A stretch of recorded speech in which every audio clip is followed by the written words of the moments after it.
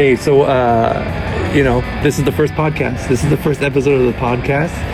My name is Emmanuel, and I just love to be able to be back in the podcast world and to be able to share stories that are happening in our community, specifically our music community, right? Because I am a little bit about me as I'm talking to Pearl and I'm talking to whoever's listening on this podcast.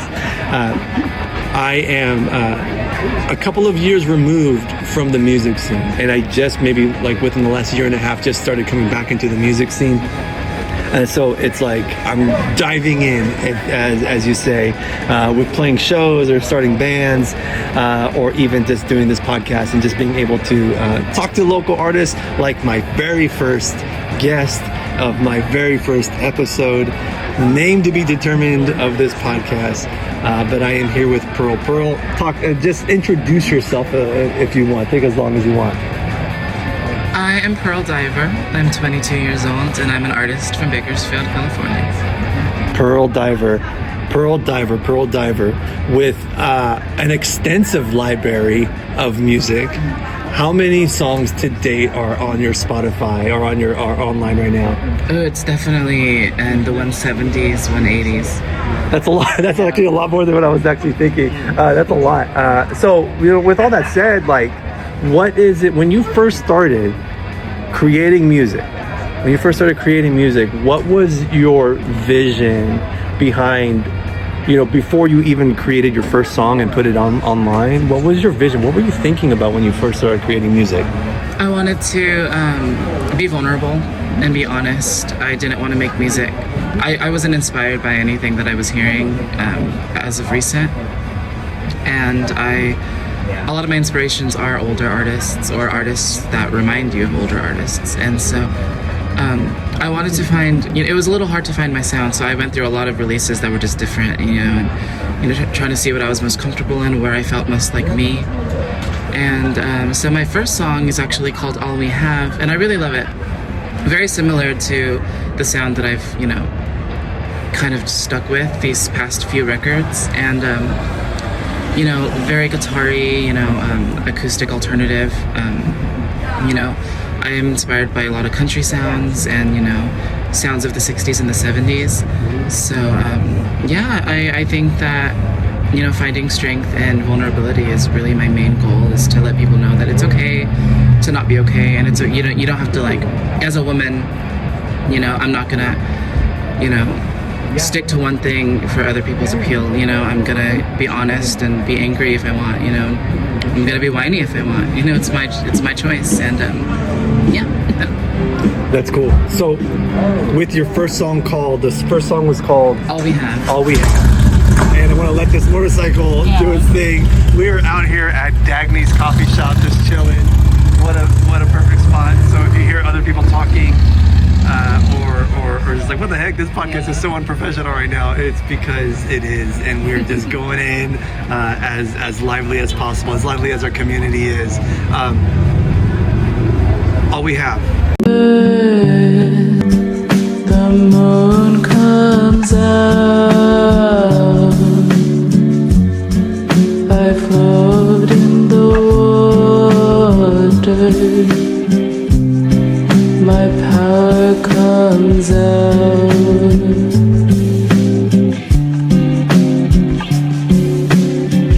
The wind will blow, the lights will shine, changing all the seasons. Emotions are the reason. The candles blow out. Was that your first song again? Yes. Okay, All We Have. Versus you just released an EP this week or last week. I think it was last week. Versus like the last song created for your EP, and your EP is called Love Me. Love Me. And it has 4 songs on there? 6. 6 songs on there. All We Have versus the last song created for this EP. What is that vision that you first created, that you first had for yourself? Do you find yourself, like, did it evolve? Because you're talking about change, or just not really sticking to one thing. and allowing yourself to like, you know, move where it needs to move. Have you found yourself like, oh, I'm not all we have. I'm not right there where I first created it. I'm actually moved far past it, or you know, I'm still in the ballpark. Maybe I'm on the left. I'm on the left side of the field versus the right. You know, I'm on different sides of the field. Like, how do you think that you have progressed from your first song that you have created and put out versus the last one on this recent EP? I think that when I first started making music, I was focusing a lot on being sad. Like I was, you know, all my songs were sad, and I was just this emotional piece of, you know, crybaby person. And you know, with this recent EP, it's more fun, it's more playful. So I'm learning to explore my moods, you know, and I can write about anything. You know, I've gotten a little inappropriate on some songs, and I've also gotten a little, you know, hopeful, you know, and there's not a lot of, you know, you don't really see a lot of that from me, you know, you see a lot of like negativity and a lot of like pain, but you know, I want to start showing more of my, you know, positive side, you know, and I don't necessarily think I'm going to change the way that I sing or, you know, the tone of my music completely, but I definitely think my lyrics will be a little more positive and hopeful in the future. Right now, you know, I do have a record coming out on the 6th. It's an EP again, you know, that one's it's really sad, but you know, and then my next album is, you know, a little more on the sad side. But I am gonna take a little break, and then I'm coming back maybe end of 2025, and I have this cool idea for this album that's gonna be a little more positive, you know, a little more like, you know, looking to the future, more like a manifestation of what I want, you know? That's cool. That's cool. So from first starting, and as an artist, like I agree with you where it's like, I think that when I create something, I'm like I am digging into or tapping into those extremely emotional and very like sad things, right? Because like sad, depressing moments create great art, right? Yeah. And it's really interesting and fantastic to hear. I was like, well, you know, like that's not all I am. I'm not just like this sad person, but I'm also like I have these great moments or these happy moments that I really want to reflect on and write about. Yeah. So that's really cool. That's really cool. How long have you been playing music for, Pearl? Like, what? I mean, you're 22 years old. I am. You know, and so you're fairly young, and you still have years ahead of creating art, right? Whether you take breaks or not, you still have years of creating art. How'd you get into starting? Like, how did you get into starting creating music? I've always really loved music. I knew that I wanted to work in music. I started writing when I was about 16, and so that was my main goal. I'm more of a songwriter. You know, I think that, you know, if I ever have the opportunity to get bigger, people will know me for my lyrics rather than my voice. I think that I have a good voice, but my lyrics are better. And you know, I used to write songs for my friends so they would sing, and like, you know, then one day I did a talent show at school, and I sang "Young and Beautiful" by Lana Del Rey, and everyone was like complimenting my voice and said I should be a singer. And when people compliment me, it goes straight to my head. So I was like, you know what, I'm gonna try this, you know. And I started writing songs for me, and I really fell in love with it. So yeah, that's what started. I've been writing since I was 16. I've only been recording for about a couple years, but I was finally brave enough to release my record a year ago, my first group of songs, and you know, ever since then it's been, you know, up. You know, I was actually quite scared about how my music was going to be received. So knowing that people like it is really surreal, and I'm grateful that I get to do this. Or at least releasing music within the last 2 years or so, year and a half, you said? I've been releasing for about a year and a half. Okay, so releasing music for the last year and a half. You're playing a couple shows. I just saw you at Fest.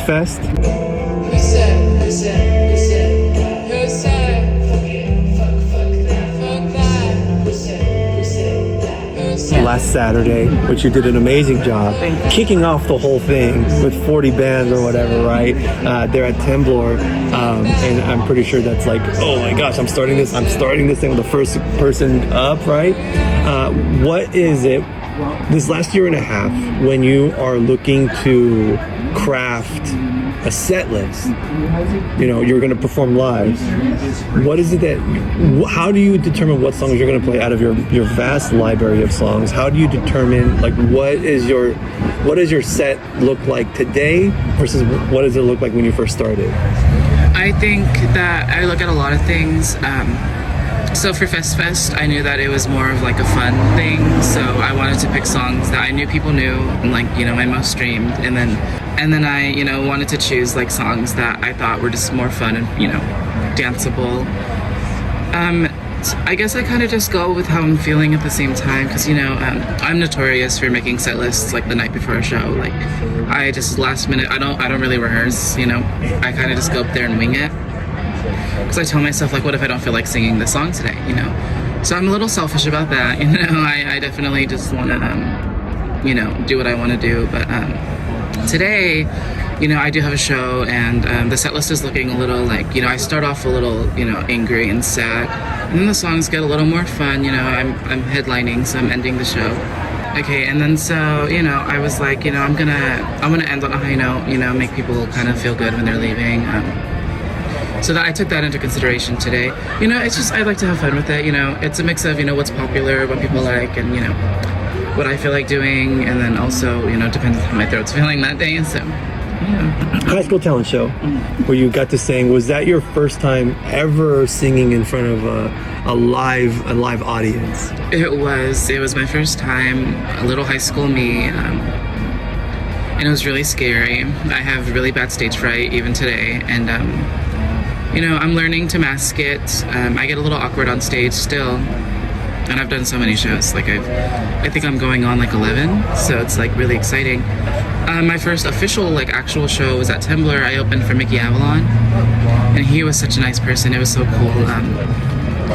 And you know, I remember every minute of it. You know, just being on stage. I sang a lot of fun songs, and you know, it made me fall in love with being on stage, which, you know, kind of like fought the stage fright a little bit. So I definitely think, you know, and it was actually really crazy that I only had a week to prepare for that show. I didn't know, and then last minute I was like, I want to open, you know, and they wanted to get approved, so they asked Mickey Avalon if I could open, and they said yeah. So I was like, wow. So I had a week to prepare, and it was a really great turnout. That's really fun. So what? Because you've probably heard that Mickey Avalon was coming to town already, right? And so it's like, what brought you to the point? It's like a week before saying, no, I want to play this thing. Like, what got you there? What was your thought process behind that? It was offered to me first, and I was a little skeptical because I had never done an actual show before. I was just doing open mics here at Dagny's, and I was with my friend at the time, and we were talking about it, and I told myself, like, if I don't do this now, like, when am I going to get another opportunity like this, you know? And I really just, it was really scary. I don't do things like this all the time, but I said, you know, can I cuss? Yes. Okay, fuck it, you know? I was like, fuck it, you know, like, let's do it, you know, let's go on stage, see how it goes. You know, it's my first show, so if I'm bad, no one's really going to care that much, you know? And so I did. I like, you know, I grew a pair, and then I was like, I'm doing this, you know, and I did it. You know, it was, I was really proud of myself. It was really scary, but I'm here now, you know, and I feel like I'm doing, you know, what I'm supposed to be doing. So it's really exciting for me. So, being in Tumblr, stage setup, they have a stage, you have like the professional stuff, and you even mentioned before you performed, like that was your first official show. Yeah. But you were also doing some open mic nights, right? Yeah. Open mic nights. Tell me about your first open mic that you've ever done. So I sang 3 songs, 2 of which are still on Spotify. It was really scary because I didn't know anyone at the time. I was 20 years old, and I didn't really have like a social life at the time. Like I wasn't going out. Like it was my first time meeting everybody, and so I came. It was, you know, it was fine. You know, there was a decent amount of people. I sang the songs I sang. People were loud. They were nice. You know, they clapped, and you know, it made me feel really good. It made it a little less scary. I made a lot of friends that night that I'm, you know, people I'm still friends with today, and through the open mics is actually how I met Ruben and Armani, who work for Numbschool, and that's how I started getting shows through Numbschool. And so it was another one of those like, excuse me, on a whim things like, oh, am I going to do this or not? It was a last minute decision, and I did. And then, so.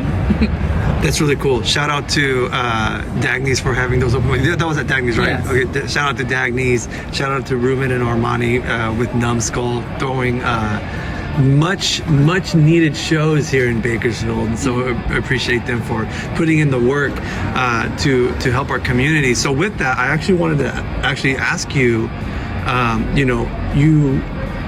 you started getting involved in open mic nights here at Dagny's and getting connected to community members and expanding like your own social circle, right? And then getting offered shows and now performing even more so, and even we're recording this podcast on the 23rd, and you have a show tonight on the 23rd. Obviously, when this is out, it's already done. Yeah. But it is at Off the Rails. Now, this is a show that you put on, that you booked, or was someone else booked? I was asked to do this show by the Mothership, and I wasn't sure. Like, I did it. Like, I said yes right away because, I love to be on stage. But I didn't know like the extent of it. But I just found out today that I'm headlining it. So that's really scary. It's my first time headlining a show on an actual venue. Your dive into the community music scene, into the local music scene here in Bakersfield. What, I guess, from your perspective, right? From Pearl's perspective, what do you see as far as like the music scene goes? Like, what do you see? And I mean, you've met some friends. I would like to think that it's somewhat a positive place, right, for musicians and artists. And at the same time, like, we all have our own experiences where it's like, oh man, this guy sucks, or whoever, or you have like these douchebags or whatever. I guess from your perspective, how has the music scene, the music community here in Bakersfield, how have they received you? How have they treated you for the most part? And what do you think is something that you would like to see happen in our community? Okay, well, when it comes to like receiving me, I feel like I've been really well received. A lot of people are very kind. I get a lot of artists coming up to me and telling me the most amazing things I never even thought people would think about me, and so it makes me feel really important. I get a lot of compliments on my writing and my work ethic and my dedication. I see a lot of support in the community. I've never had a negative experience performing in Bakersfield. It's a lot of support, a lot of understanding. People are very kind to each other. No one shows up to hate. That's what I've noticed, at least when I'm around. And so, I would love to see more women.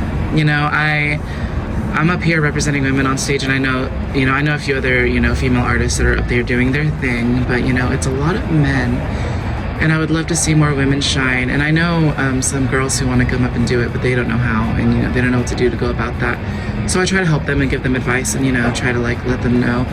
I'm all about supporting local artists in general. So I'm always posting on my story to stream local artists. So just like you support local businesses, stream local artists. Like we work just as hard, to perfect our craft. And it's scary, like getting on the mic and singing a song and releasing it for people to hear and not seeing their, how they're perceiving you is really scary, and it's, people have opinions and they're honest. So, so I would love to see, more women on stage just, shining and, people supporting that more.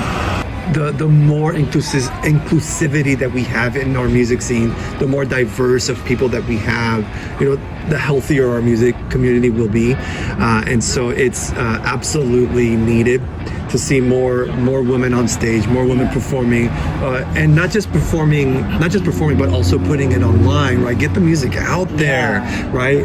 Because it's one thing to, in my experience, if I see a woman, if they're a part of a band or a cover band, or they're just like performing open mics, their music's not online, like it's not being recorded. It's like, oh no, we got to get that art out there. So that's really cool. Is there anything else that you would like to see as far as like community or the artists that are happening or coming out? What would you like to see more of? or change? I would like to see, more like inclusivity with new artists. I think that a lot of new artists, they want to start performing and they want to, I feel like I just got lucky,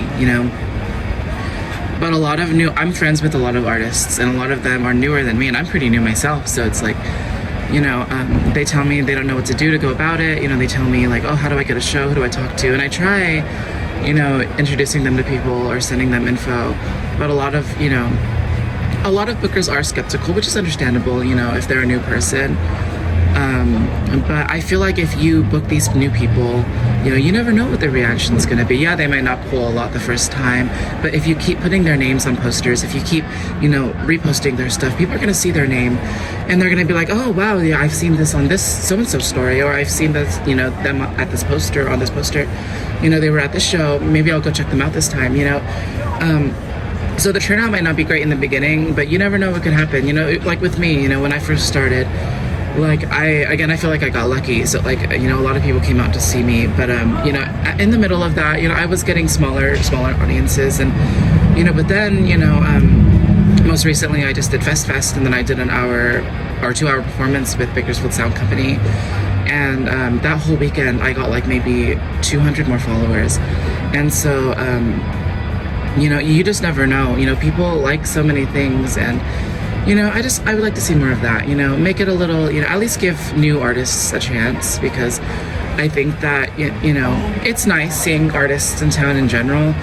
But and I love most of the local artists here in town that all of the ones I've met so far are pretty great. But I would like to see more different people. We see the same people all the time, and it's nice. But something new is like exciting too. You know what I mean?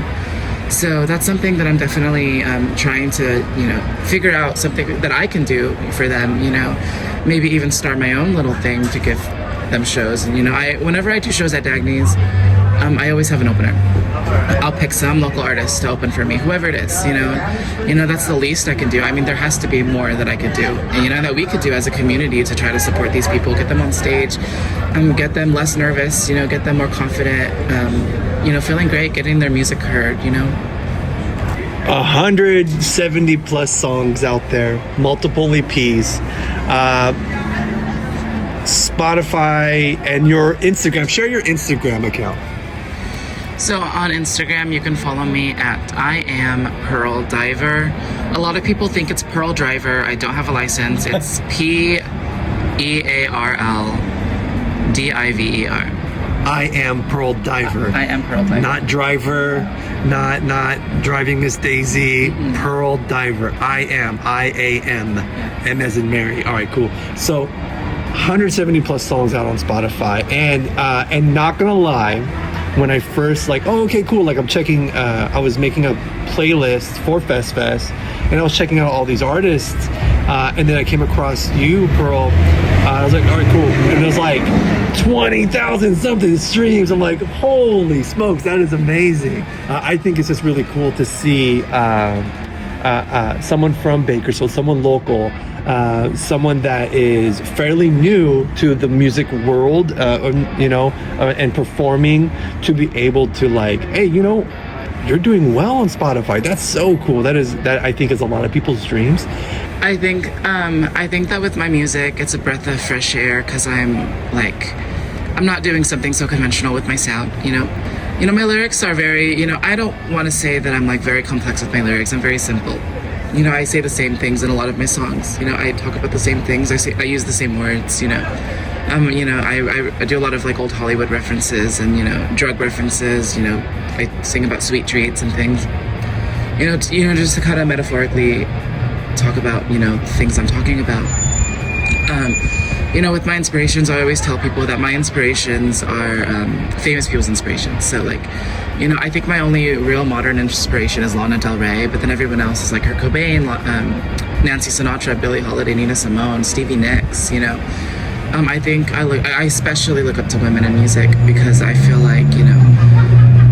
the era of the 60s and the 70s for me, it was just I feel like that's when people really started falling in love with music, and I feel like that's what inspires me the most. I'm a big Beatles fan, and I love Jim Morrison and Jimi Hendrix, and I just feel you know, a lot of the new stuff today it's not bad, but it's, you know, I wish that we were going full circle and kind of, you know, dipping into the past, just reminding people, you know, that this is beautiful too. You know, we don't have to make a certain sound because that's what's popular today. Let's mix it up and, you know, let's remind people where, you know, it started, and, you know, let's get people researching these old artists, you know, keep them alive, their legacy, you know. I'm known as the sad singer here in town, you know, very emotional, very moody, you know, very witchy and strange. I feel like it's silly to me that some of my songs have so many streams because I don't pay for promotion, you know. I'm just kind of on Instagram and I post on my story and I tell people like stream my music. I'm really notorious for always mentioning that I'm a singer in person, especially when I meet people. I'm always like, hey, I'm a singer, like stream my songs. You know, I feel like it was really random, especially my first song having so many streams, and you know, it made me feel good and it made me feel seen in a way I haven't really been felt seen before. With my songs, I definitely say things I just can't say to people in person. So, you know, it means that people are either just liking it or they're relating to it, and I think that's beautiful. I'm happy to make people feel less alone, you know, in that. And you know, the more people that stream it, you know, I do get really shocked sometimes because I knock out songs in like an hour. Like I write really, sometimes I sing and I write as I'm recording, and it's, you know, it's really fast. And I know I could definitely put more work into it, but I'm just, you know, I'm a speed demon. You know, I'm just like, you know, I want to get it done. I can make like 3 songs a day and, you know, want to make more. It's like, you know, I just feel very lucky, especially being new and stuff. A lot of the accomplishments I've made this year locally, I didn't expect to make until maybe like a couple years in, and I'm running out of things to go for. You know, I'm just like, you know, I've been on TV, I've been on the radio, I've been, you know, I did my first actual theater show. I performed in front of 2 celebrities. You know, it's just been surreal, and I just don't understand. But I'm grateful and I'm not complaining. It's a little overwhelming, but you know, people like what they like. I don't know what people see sometimes. I'm like, you know, this is a strange song for people to really like, but hey, you know, I'm just lucky, you know. I don't know what it is. What is, you mentioned something like people connect to your songs. Which song of yours do you think is like, oh, a lot of people are connecting to this song right here? Obviously they're going to connect to a lot of your music, but which one is like, oh, a lot of people are connecting to this song?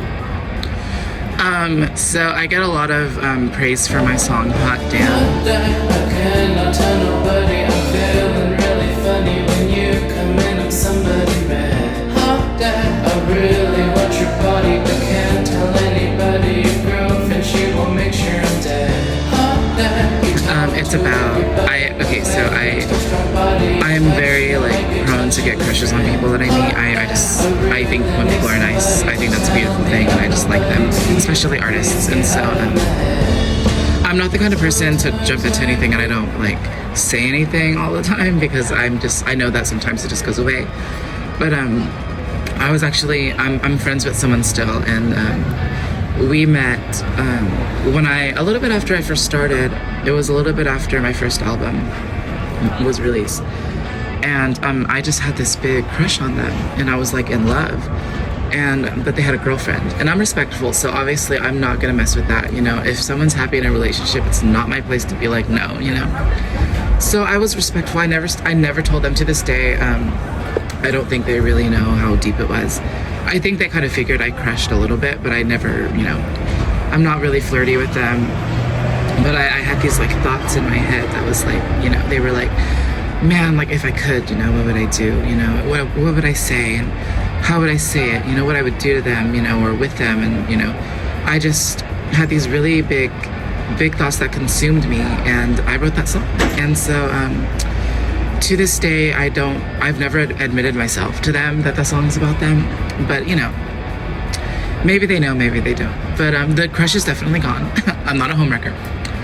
And yeah, so I guess, you know, a lot of people come up to me and they're just like, same, you know, I've had crushes on people that were with people. And, you know, shout out to the people that respect that and don't try to intervene with that. But, you know, yeah, it was a really heavy thing that was on my mind a lot. I get kind of insane, especially when I really like somebody. I become a little obsessive, but secretly, you know, and I just have these thoughts, and that's how I wrote that song. What is a song that you most connect? Obviously, you're going to connect to every single one of your songs. You wrote them, but which is the one song that's like, this is, it's either your favorite song that you wrote, or it's like the one that you deeply emotionally connect to? I think it has to be my song Perfect Life.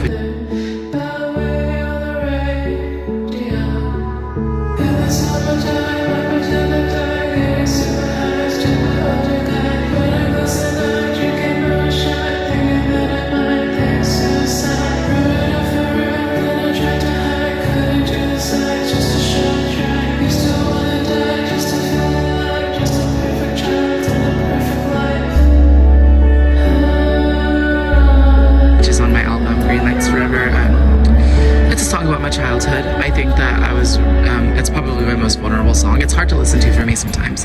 I'll never perform it. But it's a song I feel like I was the most honest, the most like raw, the most deep, just being really, you know, real about how I felt as a kid, you know, and the pressures of having parents with really high expectations and not feeling good enough, and, you know, having, you know, being told, like, you know, in public, smile and be happy so they think we're perfect, you know, and, you know, just, you know, it was really hard.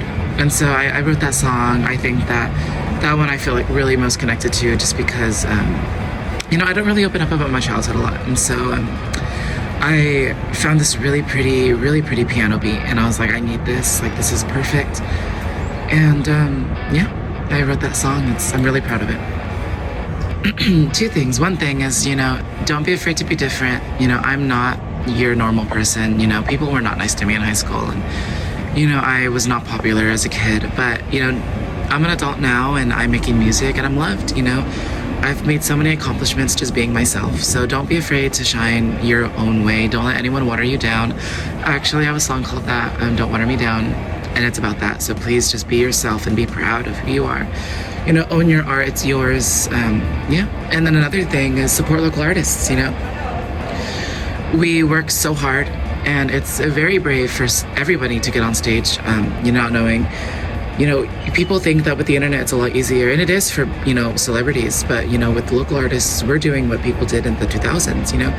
We're doing it generically, you know, organically. We're getting in people's faces and singing and showing them our music. You know, we're burning CDs and selling it ourselves. We're making our own merch. You know, we're doing what we can, you know, because not everyone's good at the internet. I suck at the internet, you know. I don't have the internet on my side. And so it's like, you know, so, you know, take into the consideration that, you know, it's a lot of pressure, it's a lot of hard work, and, you know, even just listening to a song or, you know, coming to one show, some of them are free, you know. You know, just supporting your local, you know, your neighbor. That's what you're doing. You're being a good neighbor, you know. The community here is so big and beautiful. The music scene here does so many good things for the community.